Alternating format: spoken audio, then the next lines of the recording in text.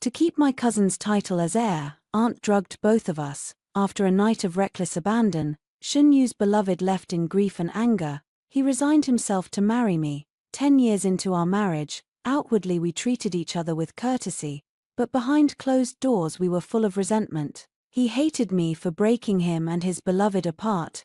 I resented that his heart always belonged to someone else, until the Marquis's residence caught fire and Shen Yu and I were trapped in the blaze. He held my hand, his voice faint. Yi Qingwan, in your next life, don't be so despicable. I didn't get a chance to give one last explanation before I lost consciousness. Unexpectedly, when I opened my eyes again, I was back at that banquet. This time, he didn't come to the feast, and I smashed my cup. At the Marquis's banquet, cups clinked and everyone wore smiles. I stared at the wine cup before me, my fingertips hesitating almost imperceptibly. Aunt sat beside me, gripping my wrist. Her palm was slick with sweat. "Why hasn't he come yet?" she whispered, glancing toward the door again and again. "If he doesn't come soon, the guests will leave." I didn't answer. My mind still bore the searing pain of being roasted to death in the fire, but now my fingers were smooth and fair, and there was no smell of smoke in my nose. I really had been reborn. No sooner had the thought formed than Aunt waved for a maid. "Go check the door again. Where's Yua? Hurry." I ignored them and with a sharp crack I smashed the cup that had ruined my life. Aunt froze, then spun to look at me. "Qingwan." I didn't explain. I only lowered my eyes and stared at the pool of wine on the floor. I have always been weak to alcohol and never drank. In the last life, Aunt deceived me, saying this was a fruit wine made especially for me that wouldn't intoxicate. She coaxed Shen Yu and me to drink it together and sent me to the West Wing. Then, under the pretense of enjoying the flowers, she led the Shen household over. I slowly tightened my fingers, remembering the humiliation. Aunt, seeing my silence, grew anxious. "Qingwan, how could you refuse Aunt's intentions?" I thought with scorn and stopped her from trying to refill my cup. "Your niece cannot hold her liquor. Aunt needn't trouble herself." Aunt's brow furrowed as if she didn't recognize me. Just as she was about to say something, footsteps sounded outside the door. Shen Yu strode into the main hall in a brocade robe, all irritation in his eyes. A girl followed at his side, head lowered, biting her lip, fingers clutching his sleeve. It was Shen Yu's beloved, Lin Shueyao. Seeing the two of them, I understood. Shen Yu had been reborn too. Aunt's expression changed repeatedly as she hurried to meet him. "Yua, why did you bring her?" Shen Yu stopped, his gaze sweeping between me and Aunt. "Don't think I don't know what you two are up to." Everyone fell silent and turned toward us. Aunt's face went ashen. Lin Shueyao lifted her head, her eyes rimmed with red. "Ayu, don't say it." "Why not say it?" Shen Yu shrugged off her hand and pointed at Aunt, his tone firm. "Shueyao and I have already consummated our marriage. I will marry her." Aunt trembled with anger. "You're insane. What is your status? What is hers?" Shen Yu stepped forward and knocked the wine jug from a maid's hand. "And what about the time my mother drugged me? What was that about?" Aunt shook with fury. "I did it for your good, if it's for my good. Then let me marry her." Shen Yu squeezed Lin Shueyao's hand tight. "Within 7 days, I will bring Shueyao into the residence as my wife. If you refuse, I'll give the heirship to someone else and leave the capital."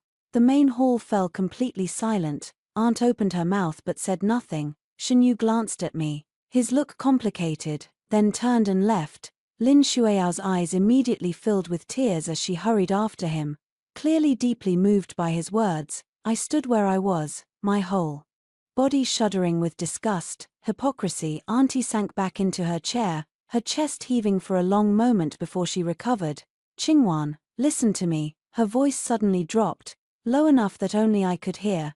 "Tonight I'll find a way to drug Yua. You handle things. Once there's a legitimate eldest son, no one can overturn it. Qingwan, trust me, that Lin Shueyao is just a little healer. With me around, she can only be a concubine." I snorted, pushed over the small table in front of me, and stood up. "Auntie, my father is an imperial merchant. The Yi family doesn't need a marriage into the marquisate." She froze, tried to reach for me but was too late, and could only shout in alarm, "Don't you have feelings for Yua? I'm doing this for your own good." I didn't look back and walked out of the main hall. For my own good, That line sounded awfully familiar. In my previous life, when she plotted to match me with Shen Yu, she said the same thing.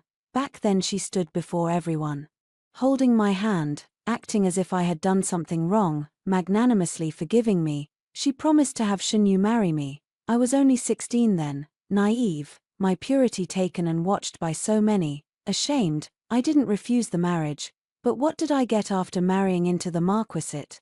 10 years of Shen Yu's constant misunderstanding and hatred, and my aunt's domineering orders, for my good, was just her way of securing her power in the marquisate. Walking slowly along the road out of the residence, I let out a long breath. Yi Qingwan. Someone called my name from behind. I didn't turn around. The tone alone told me who it was. Shen Yu came around in a few strides, the collar of his brocade robe slightly open, as if he'd chased after me. I looked up at him. 20-year-old Shen Yu had a sharper edge than he would 10 years later. The arrogance in his brows hadn't yet been worn down by time. The look in his eyes was complicated, part grievance, part something else. You're coming back too, right? I didn't deny it. Shen Yu lowered his voice, his gaze appraising me. I know I just offended you, but in this life I must marry Shuiyao first. This has nothing to do with me. I cut him off and turned to leave. He reached out to stop me, impatience in his tone. Can you stop being so stubborn? I haven't finished. I halted and looked at him. Shen Yu drew a deep breath, as if bestowing a great favor. Wait for me 3 months. In 3 months I'll take you as my wife. I almost thought I'd misheard. He spoke as if it were natural. At first you'll be a concubine. After Shuiyao bears a legitimate eldest son, I'll raise you to equal wife. The night wind stirred the corridor lanterns, casting shifting light and shadow. I looked at his self-righteous face and suddenly found it absurd. Are you done? Shen Yu frowned, grabbed my shoulders, and stepped close. I know you're angry, but Shuiyao has nothing. I must give her security. The Yi family's vast, having no position as main wife doesn't matter much. Be magnanimous, the 3 of us can live well. I couldn't help but laugh, not from amusement, but from disgust. In my last life I endured 10 years in the marquisate. He blamed me for breaking him and Lin Shuiyao apart and treated me coldly everywhere. Now he came back to play the hypocrite. Probably because he couldn't give up the Yi family's influence. I took a step back and shook off his grasp. Don't daydream. Shen Yu stared at me, his chest heaving, his tone hardening. Yi Qingwan, I'm giving you an opportunity. Don't forget I'll be a prince later. At that moment, the sound of carriages approached outside the courtyard, and a maid came running over. Miss, the carriage is ready. I didn't look at Shen Yu again and turned to get in. In this life, I would never step into the marsh of the marquisate again. When I arrived home, the front hall was still lit. Father was going over the accounts. Mother was sipping tea beside him, and on the table sat my favorite Osmanthus cakes. Seeing them, I froze and my eyes filled with tears. In the previous life, because of the matter with the Marquis residents, they had been worried sick until their hair turned white. For my future and reputation they spent countless silver coins and worked to have Shen Yu made a prince. But in the end Shen Yu turned around and oppressed us. My mother hurried up to me and reached out to touch my face. Who bullied you? I threw myself into her arms and couldn't stop crying. After a long while, I told them about what had happened at the Marquis residence. When I finished, the house fell silent for a time. My father's face went ashen and he swore several times before composing himself. Qingwan, your aunt is cruel by nature. I'm afraid she will do more. He looked at me hesitantly, then finally spoke. Do you know Jiyu Mingyuan? Of course I knew, the princess's own son, who had once been a prodigal only interested in riding and parading. Last year, somehow he suddenly woke up, began studying diligently, and even became the top scholar. Seeing my reaction, my father chose his words. He has asked me about you more than once. He must have feelings for you. The Jiyu family is royal. If you marry into them, the Marquis household will dare not act against you again. He paused, his gaze falling on my face. If you don't wish to, your father can think of other ways. In my last life, Jiyu Mingyuan had constantly opposed Shen Yu and often set him back at court. He clearly looked down on the Marquis house and should be able to help shield me from trouble.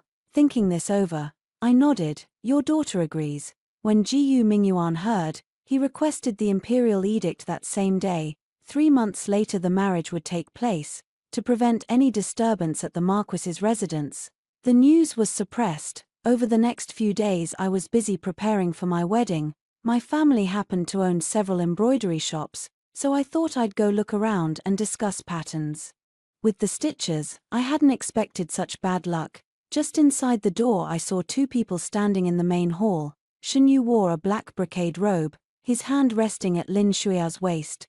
Lin Shuiao was touching a bolt of bright red shoe brocade on the table, her eyes shining. When she noticed me, her hand paused. Then she broke into a smile. "Sister Yi, you're here to pick wedding fabric too." She tapped the shoe brocade with a finger, her voice was soft and weak, but her gaze kept flashing toward my face. "Ayu told me you're head over heels in love. He can't bear to disappoint you and plans to take you as a concubine. Be sharp-eyed when choosing fabric. Concubines can't wear true red." Shen Yu's expression darkened. He tugged at her sleeve. "Shuiao, don't say that." Lin Shuiao bit her lip and looked at me, her eyes rimmed with red. "I just wanted to warn you, sister, nothing else. I apologized to you. I couldn't be bothered to argue, so I turned to look at other fabrics." Shen Yu took 2 steps after me and lowered his voice. "Shuiao will soon be my lawful wife. When you see her you should at least give her a smile. Once you're in the household, you'll be seeing each other all the time. Do you mean to behave like this every day?" I stopped and looked back at him. "Who told you I'm going into the household?" Shen Yu sneered. "If you don't marry me, who will? With your temper, which family would dare take you?" Lin Shuiao came after him, clutching the shoe brocade, smiling meekly. "Sister, don't talk in anger. Being a concubine isn't so bad after all. Women live by relying on men." Shen Yu's face softened at that, watching the pair finishing each other's sentences. I pointed at the fabric in Lin Shuiao's arms and said slowly, "You like this?" Lin Shuiao stepped back half a pace. "What does sister want?" "Nothing." I turned to the shopkeeper. "If they want to buy this bolt, they'll have to pay 50 times the price." Shen Yu stared at me, his chest heaving. "You think I can't afford it? Then pay for it," I sneered. Shen Yu clenched his fists and stared at me for a long moment before dragging Lin Shuiao toward the door. Lin Shuiao stumbled as he pulled her. The brocade slipped from her arms and fell to the floor, leaving a red rim around her eyes. At the doorway Shen Yu suddenly stopped and looked back at me.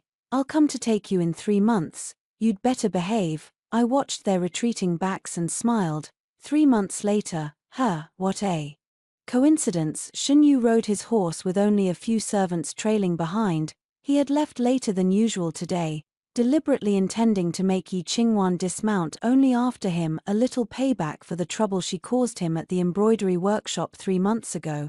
But as he rode along, the streets were full of red silk, a vague tightness pressed at his chest, and his frown deepened. Someone's getting married today. Before his thoughts settled, he saw Jiyu Mingyuan in a bright red wedding robe riding a tall horse, glancing at him. Behind him came an extravagant sedan chair, and behind that an endless procession of wedding attendants. Shen Yu snorted coldly. He truly despised Jiyu Mingyuan from the bottom of his heart.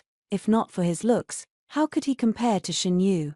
But once he married Yi Qingwan, Shen Yu would soon rise to the top. At the thought, a curl tugged at his mouth. He was not heartless toward Yi Qingwan. He only resented her dirty methods that had driven Shuiao away. But this life would be different. He would make up for past regrets and make sure both women lived well with him. Soon the outline of the Yi residence gate appeared before him. The ground was littered with firecracker scraps, and many townspeople were congratulating the household. Shen Yu was displeased. He had already told Yi Qingwan he would take her as a concubine.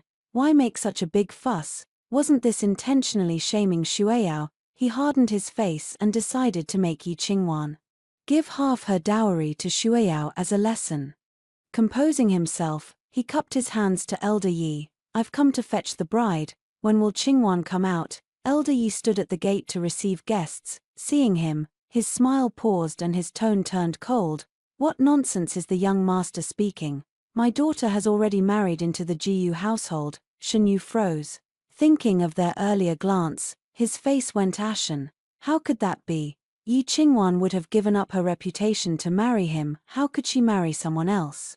His gaze went blank and then he caught sight of Yi Qingwan's personal maid, which gave him a sliver of confidence. He dismounted, crushing a piece of red paper under his boot, and slowed his voice. If Qingwan is temperamental, fine, but you're going along with her. Before waiting for an answer he started toward the Yi residence. Elder Yi reached out to stop him. Shen Yu stared at him, his voice low and impatient. The auspicious hour will pass soon. Let her come out, there's no reason to keep the groom waiting. Elder Yi stood his ground, his tone cooling. Mr. Shen, I already told you my daughter has married.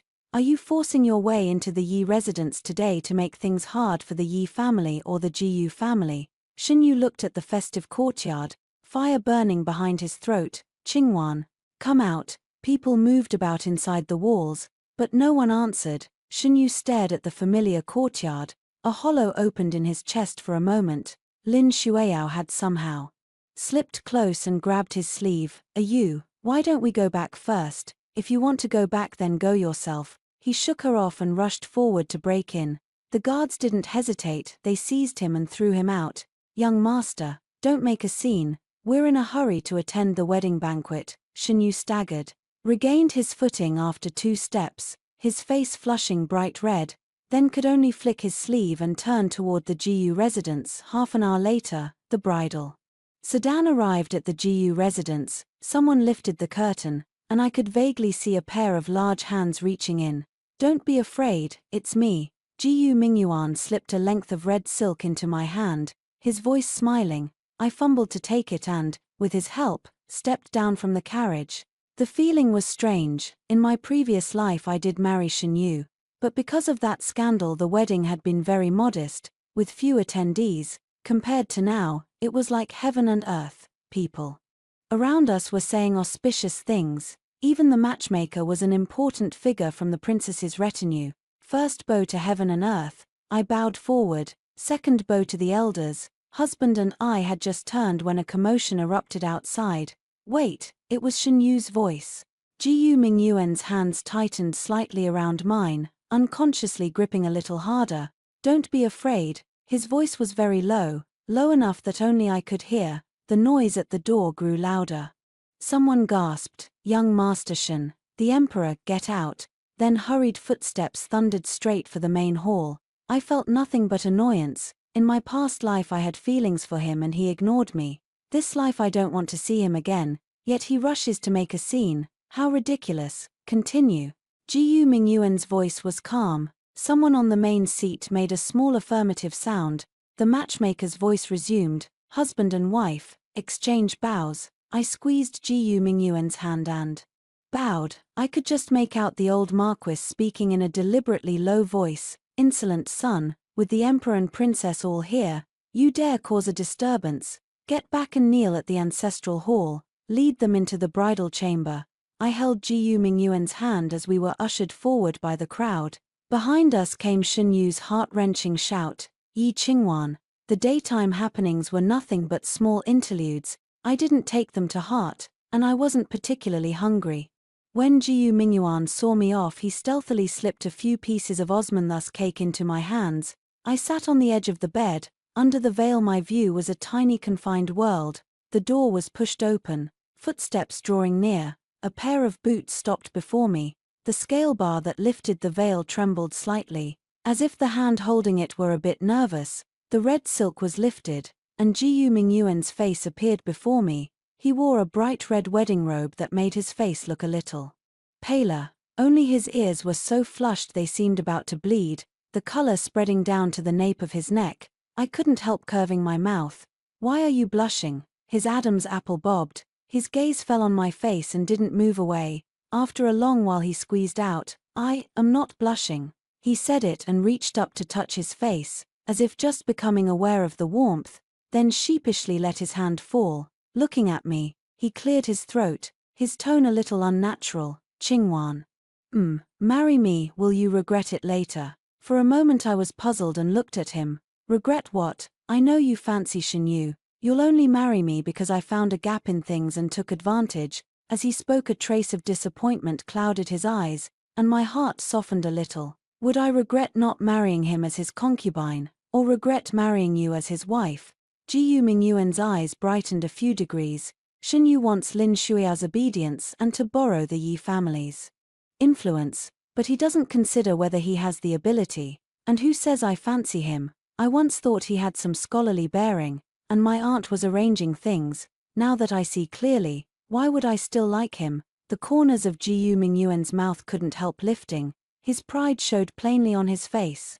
Though he tried to put on an air of magnanimity, your taste was indeed a little off before, but I'll treat you well from now on. After saying this, he added, I will never take a concubine. There will only ever be you as my wife. Really, my mother only ever married my father as her one prince consort. I lifted the corner of my mouth too, suddenly wanting to tease him. Then what do you think of your own taste? Ji Mingyuan turned his face away, the rim of his ear flushed redder. It's okay. How okay? He turned back, staring at me for a long while. His Adam's apple moved. You insist on asking. I insist. His lips moved, then closed, and he finally stammered out. Then let's drink the nuptial wine first. Seeing him like that, I suddenly remembered that I seemed to have seen him when I went up the mountain to pray. Back then he was still a wealthy wastrel, riding horses on the summit with a group of friends and nearly collided with me. He had wanted to speak then, but shut his mouth, stammering for a long time and only asking my name in the end. If not for the scene just now, I might not have recalled it. After the nuptial wine went down, I felt a little dizzy. Ji Mingyuan put down his cup.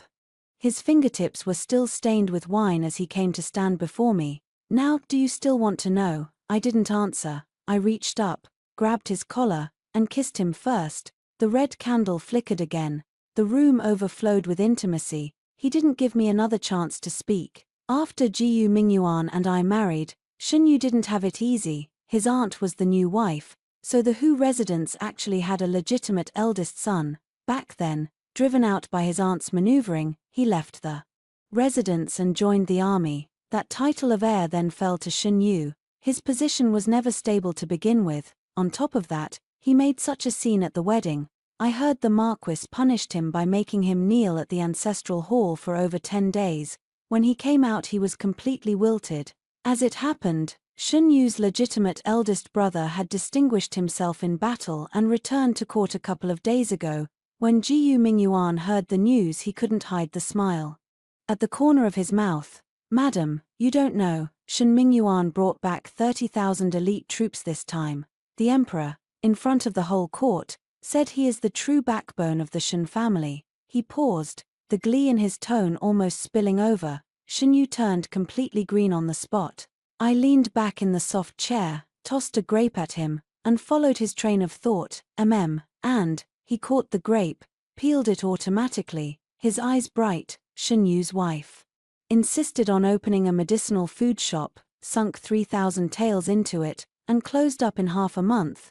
I hear they quarrel so loudly the whole residence could hear. I glanced at him. Did you place someone in the Hu residence again? Ji Mingyuan didn't deny it. Instead he said matter-of-factly, know your enemy and yourself, and you'll win every battle. Then he leaned closer and popped a grape into my mouth. You don't want to know how Shen Yu is doing now. I don't. He raised an eyebrow, clearly skeptical. Really don't, really don't. Ji Mingyuan stared at me for 2 seconds, squeezed over to my side, smoothed his sleeve, looking quite pleased with himself. So how do you think I performed today? Suppressing a laugh, I bent my head and flipped through the book on his desk. Not bad. He fell silent. The study was quiet for a while. I looked up and found him watching me. His expression wasn't exactly injured, but not far off. Can't you praise me a little? Didn't I just praise you? That's what you call praise. He stood, walked around to my side, and snatched the book from my hand. Yi Qingwan, I am your husband, not a street storyteller. His manner amused me. I tugged his sleeve and, while he wasn't looking, kissed his cheek. Good at the court, very obedient at home. I like it a lot. Since you like it, can you give a reward? Ji Mingyuan lifted the corner of his mouth. Before I could answer he picked me up and carried me to the bedchamber. The next day, just as I finished my morning meal, the gatekeeper came to report, Master Shen is kneeling at the gate, saying he won't get up unless he sees the lady. I set down my teacup without speaking. A maid peeked through the door, then pulled back. "Madam, shall I send someone to fetch master to come home? The morning court session hasn't ended yet. He won't be back anytime soon." I stood and straightened my sleeves. For no apparent reason, I suddenly recalled that in my previous life, Shun Yu had once knelt outside the Marquis's residence as well. That time, he begged the old Marquis for permission to go find Lin Shueyao, kneeling all night long until his knees were worn raw. I, foolishly, even prepared medicine and brought it to him. He didn't even glance at it. The wind along the corridor was chilly. Near the main gate, I could faintly hear his voice, broken and intermittent, as if calling out something. I pushed open the side door. Shun Yu was kneeling on the stone steps. Lin Shueyao stood a short distance behind him, looking reluctant, yet humiliated. Seeing me, Shun Yu's eyes flashed with sudden hope. "Qingwan." I didn't step forward. Standing inside the gate, surrounded by servants and maids, I looked down at them from above. What exactly is Master Shun doing? He crawled forward 2 steps, reaching out to clutch at the hem of my gown. I took a half step back. His hand missed, hovering in midair before slowly retracting. "Qingwan, I was wrong. I love you. Please, just take me back with you." Lin Shueyao bit her lip, fingers clutching her sleeves tightly. Her eyes burned with resentment, nearly overflowing, yet she said nothing. I had no patience for this melodramatic performance. I gestured for the door to close. "Just leave me alone, don't defile my threshold." As the servants prepared to shut the gate, Lin Shueyao quickly spoke up. "Ayu, hurry and say it." Shun Yu grew frantic, no longer able to pretend. "Back then, I asked Minister Wang of the Ministry of Revenue to adopt Shueyao as his foster daughter so I could marry her. Now Wang has been arrested, and evidence linking me to his secret correspondence has come to light. The emperor has sentenced me to lose my title. Shen Mingyuan, the bastard, has slandered me in court. And even my father wants to cast me out of the Marquis's residence." He spoke hurriedly, gasping for breath, then raised his head, locking eyes with me. "Qingwan, just help me once, just this once. Your father has influence in the imperial court, and Jiyu Mingyuan is related to the royal family. If they'd only speak up for me, the emperor might be lenient." I leaned casually against the doorframe, silent. Seeing no response from me, Shun Yu inched forward 2 steps more. "Qingwan, I've always loved you. I never planned to marry anyone else. Why won't you wait for me?" I stared at his face, suddenly remembering the scene in the fire from my past life. He had held my hand and said, "Next time, don't be so despicable." The disgust in his eyes still haunted me to this day. "Shun Yu, whether or not you have me in your heart, I don't care." He froze for a moment, then clenched his jaw. "You must help me. If you hadn't married someone else, how could I have ended up like this?" He stared at me, his voice heavy with what he clearly regarded as justified grievance. "It's all your fault. You owe me." I let out a short laugh. "Did I force you to write that letter to Minister Wang? Did I force you to marry Lin Shueyao? You run to me whenever things go wrong, Shun Yu. Do you really think I'm your mother?" His face turned red, his chest heaving as he throttled his voice. "Yes, I beg you, as a favor to my mother, help me just this once." "Aunt, what a joke." "Shun Yu, do you know, I hate your mother even more than you do." He froze, utterly stunned, completely unprepared for such a reply. I didn't bother looking at him anymore. Turning to the servants, I said, "Take him back to the Marquis's residence. Tell the Marquis that if Master Shun appears at my gate again, have them break his legs." The servants dragged Shun Yu away, shouting, struggling. I didn't take Shun Yu's words seriously, but I didn't expect the Princess Mansion to actually send someone. I changed my clothes and left. Once in the carriage I felt a little uneasy. If Shun Yu had really said something, I didn't know how to explain it. After all, though I had married Jiyu Mingyuan, I had hardly seen the princess. I clenched my sleeve. The Princess Mansion was large, its corridors winding. I followed the housemaid for quite a while before we reached the main hall. The princess sat in the seat of honor, holding a cup of tea. Just as I was about to bow, she spoke first. "Come here so I can take a look." I stepped forward. She looked me over from head to toe and nodded in satisfaction. "Good that you weren't hurt. That mad boy from the Shun family, I never thought much of him. After making a scene with you, He came and caused trouble for me too. So annoying, I'll have someone pull his tongue out. See how he talks nonsense after that. For a moment I couldn't reply. I felt little about Shen Yu's plight. It was the princess's attitude that mattered. Jiyu Mingyuan had said the princess was difficult. To avoid me being pestered, he had specially bought a house and built the Jiyu residence. But looking now, the princess didn't seem as he had described. You've troubled the princess, I said. She glanced at me twice, then suddenly smiled and had me sit at her side. Mingyuan must have told you something. Want to know why I like you so much, child? I nodded instinctively. She lifted her cup and sipped, her gaze on my face, amused. Back then he went out for spring outing with some people and came back so excited, running all over the courtyard, telling his father he'd seen a fairy. A few days later he became restless, wouldn't eat properly, stopped going out to play. His father and I thought he was possessed. Later he said he wanted to study, to take the imperial exams. I blinked, inexplicably recalling that meeting on the mountain. My face suddenly felt warm. No way. The princess set down her cup and looked at me. I inquired for a long time and found out that when he went out that day, he ran into you. He heard you liked someone learned, so he determined to study hard. I opened my mouth but said nothing. The princess's eyes curved into a smile.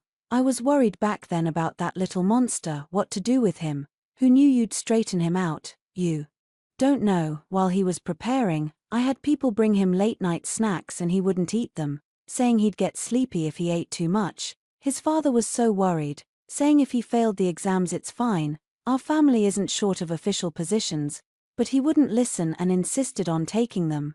I tightened my hands, suddenly understanding why in my previous life he had always made things hard for Shen Yu. So that's how it was. No sooner had the princess finished speaking than hurried footsteps sounded outside the courtyard. Jiyu Mingyuan strode into the main hall, still in his official robes, a thin sweat on his temple. He glanced at me, then walked straight to my side, his tone tight with nervousness. Mother, why did you call her here? The princess held her teacup, glanced at him slowly. What? Do you think I'm going to eat her? Jiyu Mingyuan's Adam's apple bobbed as he stepped sideways to block most of me with his body. Don't take to heart the things that bastard Shen Yu said. I reached out and tugged his sleeve. He looked down at me, his brows still knotted. You misunderstood. Mother was talking about things from your past, nothing else. Jiyu Mingyuan was momentarily stunned. What things? The princess put down her teacup and laughed out loud. About how you saw that other girl back then and came home making a fuss that you wanted to study. The cartilage of Jiyu Mingyuan's ear flushed visibly red. I tilted my head at his reddening face and couldn't help but curve my lips. He glared at me, but it had no menace. The princess stayed for the meal. During the feast Jiyu Mingyuan hardly spoke, idly nudging rice grains with his chopsticks, his gaze drifting to my face from time to time. I put a piece of fish into his bowl. He looked up at me, words on the tip of his tongue. The princess set down her chopsticks. All right, finish eating and go home. Don't be an eyesore here. Halfway along the road, Jiyu Mingyuan finally spoke. What else did mother say? I leaned against the carriage wall, pretending not to hear. He moved closer, his voice low. Qingwan, what else did she tell you? I looked up at him, deliberately lengthening the tone. Quite a lot. I'll tell you slowly later. His brow twitched. He tightened his grip on my hand and rubbed his fingertip across the back of my hand. I'm not a superficial person, really. I asked a lot about you afterward. The more I learned, the more I liked you. I hadn't expected this to be what he cared about. I gave a light cough. Got it. I like you, too. Jiyu Mingyuan, like a dog pleased by praise, smiled and hugged me tightly. Actually, there's one more thing I hid from you. What is it? I looked up at him. I pushed the Shen family and the emperor to have Shen Yu sentenced. He should already be in the imperial prison. If I'd known he would do something to disgust you, I should have acted faster. I smiled and stroked his head. It's okay. You've done great, really. Jiyu Mingyuan asked, burying his head in my neck and pecking at it. Having done so well, don't you think I deserve a reward? My face heated and I reached to push him away. We're still in the carriage. Then kiss me a few times now, when we get home. No, the end.